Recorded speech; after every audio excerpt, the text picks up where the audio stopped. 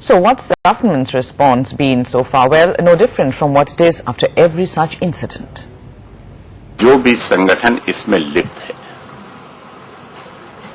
और जिस विदेशी शक्ति का हाथ है, उसका उद्देश्य हमारे देश की बढ़ती हुई ग्रोथ, हमारे देश का बढ़ता हुआ development,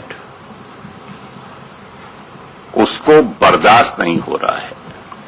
All talk, no action. That has been the government's response over the last 2 years.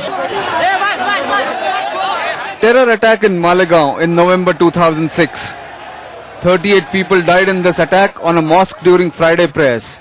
ये जो घटनाएं हो रही है, इससे हमको ऐसा लगता है कि समाज के अलग अलग हिस्सों में झगड़ा लगाने का किसी का तो प्रयास है. ये सबसे बड़ी बात है. वहां पर वो किसने किया है, कैसा हुआ है, इसके बारे में सब ये कर रहे हैं.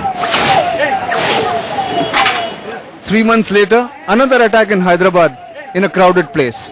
किसी न किसी उग्रवादी संगठन का जरूर हाथ है जो हमारे देश की एकता और हमारे देश की सद्भावना को कमजोर करना चाहता है. Another terror attack on a religious place at Ajmer Sharif. धार्मिक स्थानों पर लोग इस तरह की घटनाएं करते हैं, उनके पीछे मकसद यही है कि हम देश की यूनिटी को कमजोर करें और किसी भी तरीके से देश में खुराफात हो. And now, Jaipur. At least 65 people dead. 20 incidents in the last 2 years and not a single conviction. In fact, in some cases, there hasn't even been an FIR. What makes it even worse is that the similarities are evident. So cracking one case could have meant others could have been avoided. Consider this. Intelligence authorities now say the same men, not just the same group, could have been behind the blast in Ajmer and Jaipur. Other similarities are clear.